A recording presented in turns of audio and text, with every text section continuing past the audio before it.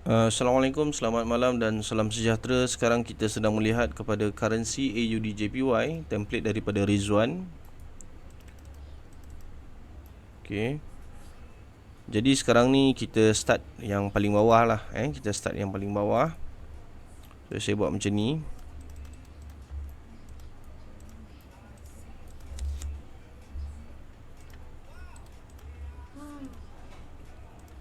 Okey. Seterusnya yang ni pula warna merah. Okey. Okey, done. Okey, baik. Jadi saya akan masukkan do teori, point untuk do teori. Bawah ni low, atas ni high. Seterusnya pada bahagian bawah ni merupakan higher low, dan bahagian atas ni pula merupakan point untuk higher high, dan seterusnya kedudukan untuk higher low. Selepas berlakunya higher low, dia kena lebih tinggi daripada kedudukan yang ini. Dan untuk mengesahkan bahawa struktur tu betul-betul cantik, solid dan kukuh, okey, lebih kurang macam ni lah. Dia kena dalam kawasan resistant ataupun lebih tinggi. Pada saya lebih tinggi lebih baik. Pasal apa? Bila mana dia lebih tinggi macam area sini, jadi akan ada RBS yang menghalang. Tapi satu syaratnya ialah seharusnya berlaku closing yang lebih tinggi lah, lebih baik. Dari tracement tu kena pada RBS ni dan seterusnya naik. Tapi dalam kes ni pula boleh nampak yang sini, kalau kata dia naik ke atas ni contoh, dia naik ke atas sini. Okey, dia naik ke atas sini. Jadi ini akan menjadi satu point higher high, previous higher high. Okey, maksudnya bila mana dia naik atas ni, okey, dia naik dekat atas ni, dia nak point higher high yang baru. Bila mana dia terjun ke bawah, dia akan cari yang ini. Macam tu. Baik. So saya betulkan balik. Okey. Selesai dekat situ. Ini saya buang. Okey, ini merupakan kawasan. Kita boleh nampak Rizwan tandakan dua kawasan ni yang dia nak berikan fokus. Okey. Baik, monthly saya kira selesai. Seterusnya untuk time frame weekly. Okey. Monthly ada lebih kurang 3 hari lagi sebelum candle ni close, and mudah-mudahan dia close as a bear lah. Yang tu yang saya harapkan. Okey. So untuk weekly, okey, untuk weekly, sekejap saya padam ni dulu. Saya pause sekejap, saya padam ni dulu. Okey, baik. So sekarang ni daripada atas ni, daripada atas ni, okey, saya akan masukkan do teori one by one.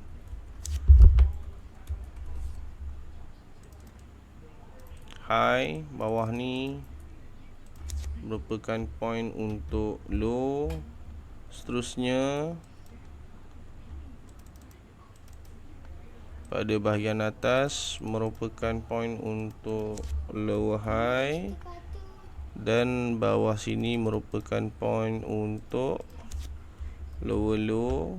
Atas ni lower high, bawah ni lower low, sini lower high. Nampak lower high ni gagal untuk kembali bertemu SBR ni. Sebab tu Rizwan dia mark dengan warna double pixel. Sebab tu dia mark dengan double pixel.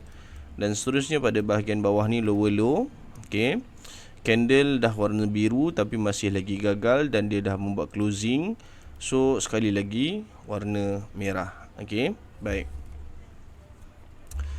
Jadi sekarang ni apa kemungkinan yang akan berlaku untuk time frame weekly? Yang pertama apa yang Rizwan nampak ialah dia akan naik ke atas. Okey, dia akan naik ke atas, seterusnya membuat retracement dan kembali terjun ke bawah, di mana pada bahagian bawah ni ada ada beberapa aras harga, 4 aras harga yang masih lagi belum berlaku retracement untuk time frame weekly. Okey. Manakala kebarangkalian yang seterusnya ialah apa yang Rizwan nak andaikan bahawa dia akan membuat satu point high di sini. Okey. Ini andaian yang pertama ni kat sini. Okey. Ini andaiannya, yang mana weekly akan membuat point lower high dekat sini. Okey. Seterusnya ini merupakan andaian yang kedua, di mana weekly akan membuat point high. Makna kata perubahan daripada segi point dua teori telah pun berlaku. Okey. Baik. So sekiranya point yang kedua ni berlaku, di mana high ni berlaku, daripada low dia jadi high, seterusnya dia akan turun untuk membuat higher low, dan macam saya lebih senang assume dia naik terus. Macam tu, saya suka macam tu kan, sebab barang kalian ni ada dua je, tak naik turun kan. So kalau kata dia nak buat macam ni, itu ikut dia lah. Nak buat double top ke apa ke, itu terpulang lah. Okay, baik. Tapi macam saya simple. Okay, lower low, lower high lah, lepas tu normal lah. So ini sekiranya dia meneruskan trend yang sedia ada, trend yang trending sekarang. Yang ni pula sekiranya AUD JPY dia nak bertukar trend. Jadi atas ni high, bawah ni higher low, kemudiannya dia buat lagi kenaikan dan seterusnya. Itu senang buat macam tu. Okey, baik. So selesai untuk time frame weekly, di mana untuk time frame weekly kita boleh nampak dengan lebih jelas kemungkinan dua, lower high ataupun high. Lower high ataupun high dekat sini. Baik. So untuk time frame daily, mana point high tadi? Ni low high, ni high. Maknanya high tu dekat sini. Okey, sini lebih kurang lah. Okey. So lebih kurang dekat sini. Okey. Baik. So sekarang ni saya padam ni dulu, agak keliru. Okey. Sekejap. Dia sebenarnya tak payah buat nombor pun tak apa, sebab ini memang dua teori dia. Gitu je. Okey. Dan baik. Jadi saya akan masukkan point untuk dua teori. Dua teori bagi time frame daily pula. Daily sama dengan low. Okey, kat sini daily sama dengan low. Okey, seterusnya dekat sini high. Sini pula high low kat sini, dan seterusnya pada bahagian atas ni ialah point untuk higher high, dan kemungkinan di sini akan berlaku point untuk high low, kemungkinan. Okey. So the next point saya akan visualkan dia pada time frame H4. Okey. Jadi kemungkinan untuk time frame daily pula selepas pada ni dia akan buat point untuk higher low, dan dia akan meneruskan kenaikan ke atas seperti mana yang Rizwan anggarkan untuk kebarangkalian yang pertama. Yang seterusnya saya masukkan point untuk kemungkinan berlakunya downtrend bagi time frame daily pula. Okey. Okey, dan okey, visualization saya visualisekan dia pada time frame H4. Okey, selesai. Okey. Jadi dekat sini dua ni sahaja, satu ni, yang satu lagi yang bawah ni. Okey. Makna kata dua-dua pergerakan anda anggarannya ialah dia akan bergerak ke bawah kedua-duanya, kebarangkaliannya. Cumanya yang ni bergerak ke bawah untuk membuat point higher low. Okey. Yang ni pula bergerak ke bawah untuk buat point low. Okey. So kita turun pada time frame H4. Okey. Jadi kalau kata H4, apa yang Rizwan nampak pula, okay, complicated sikit lah yang point nombor 2 ni. Okay. Saya cuba fahamkan. Dia relatekan dengan apa nama RBS daily ni tadi. Dia nak tembus tu susah sikit, dia naik ke atas, ada retracement, ada area resistance bahagian sini nanti. Seterusnya turun ke bawah, sangkut dekat yang ni tadi, point yang sebelumnya. Okey, ni dah jadi high, low, lower high, lower low, low high dan sebagainya. Okey. Makna kata kebarangkalian menurun ni tadi, dia menyokong teori yang kedua akan berlakunya point low untuk dua teori. Okay, tapi ni dia in detail lagi lah. Dia lebih detail lah dia buat macam tu. Okay. Mana point? Ni dia. Okay, ni dia. Ini point daily untuk point higher low.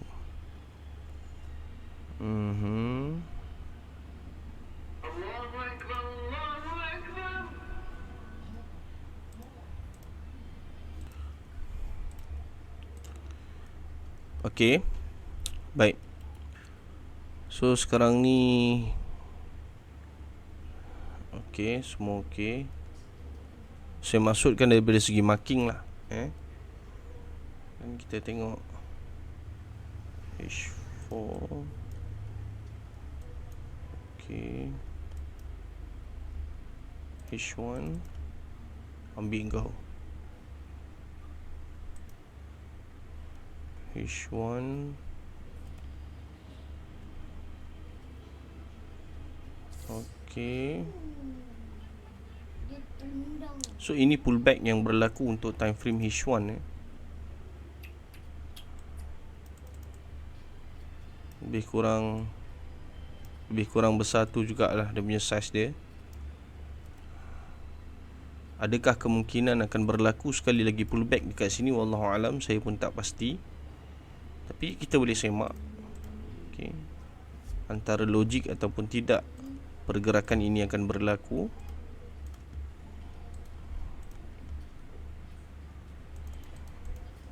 Saya akan visualkan dia. Saya cuba sehingga kepada time frame daily. Kita tengok dekat H4 dulu. Okay. Sebab dia masih lagi berada dalam zone di mana akan berlakunya point higher low untuk daily. Okay. Higher low kat daily tu sini. Okay. Ada kemungkinan yang mana dia akan turun lebih rendah daripada kedudukan anggaran adalah. Ni anggaran. Ada kemungkinan yang dia akan turun lebih rendah daripada RBS ni. Dia turun sampai ke RBS H4 ke apa ke. Ni just in case kalau sekiranya berlaku pullback. Sebagaimana yang Rizwan nampak, yang ni, yang H4 punya ni, plotting nombor 1 ni, dan seterusnya dia meneruskan pendakian ke atas. Okey. So saya kira untuk plotting Rizwan ni tak ada masalah. This is the game where kita tunggu je lah. Itu cerita dia sekarang ni. Tapi berkenaan dengan entry, pada saya masih lagi tak ada point entry yang cantik lah pada saya. Pada saya masih lagi tak ada point entry yang cantik. Kalau kata nak entry, mungkin boleh untuk apa nama higher low, mungkin boleh. Tapi sebab okey, ni dia yang saya risaukan sekarang. Sekiranya dalam tempoh hari ni 28, sekejap. Hari ni 28, so 30, 31.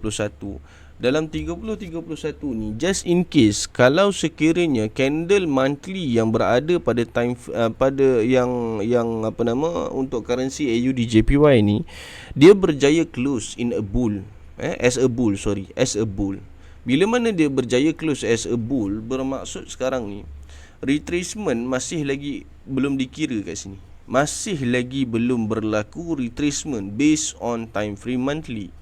Jadi kemungkinan untuk dia turun balik ke bawah tu ada. Sebab apa?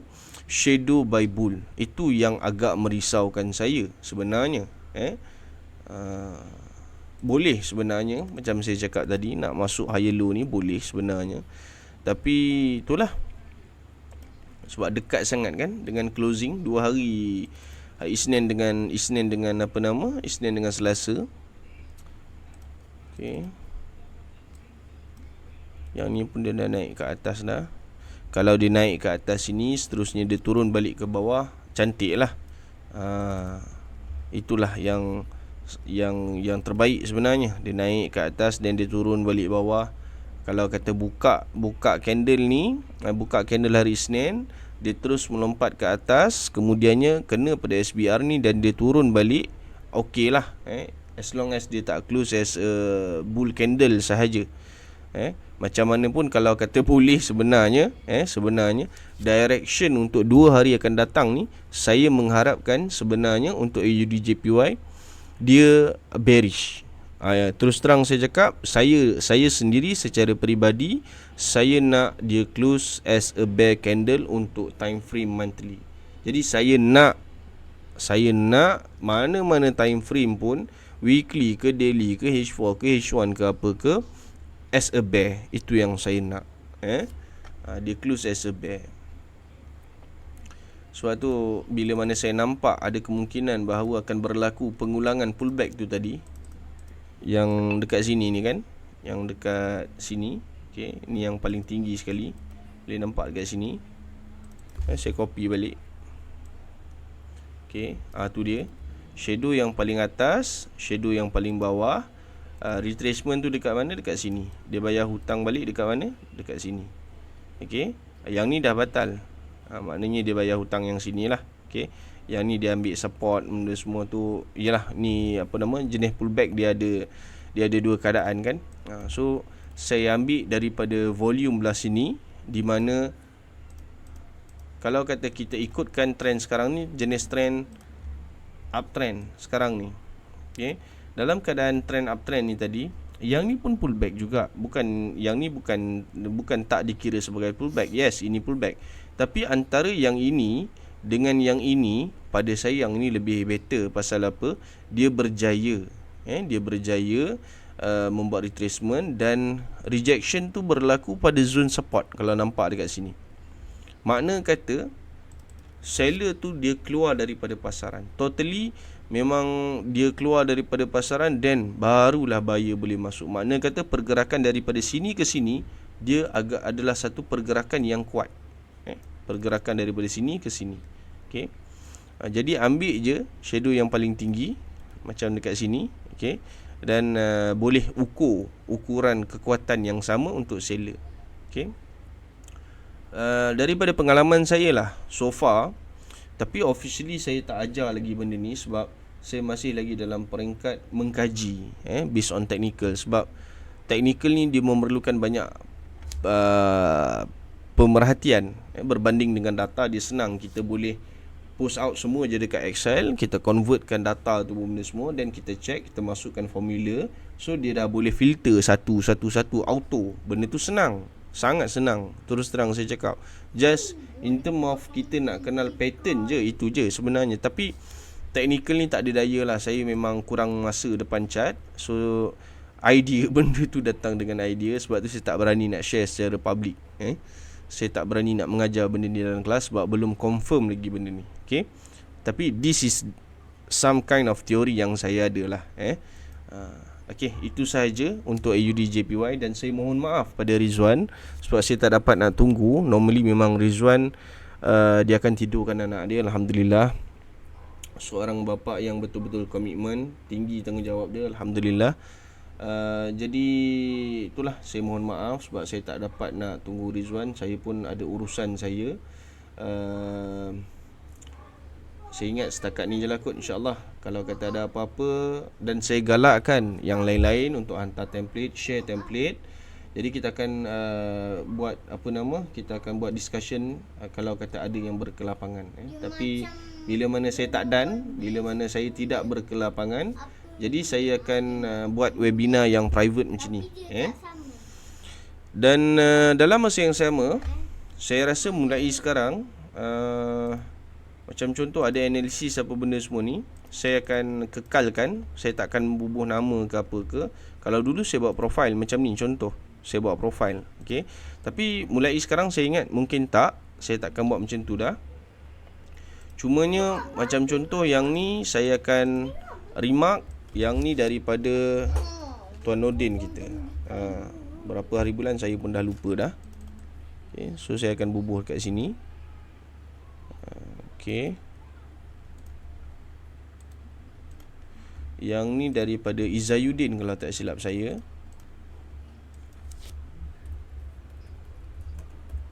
Okay. Tapi sayangnya saya tak trade goal lah, sebab saya tak boleh nak take part lah kalau kata ada entry ke apa ke. Agak sayang lah kat situ. Dan yang ni pula Rizwan.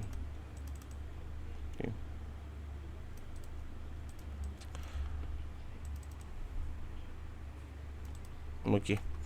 So itu sahaja untuk kali ini. Semoga bermanfaat. Assalamualaikum dan salam sejahtera.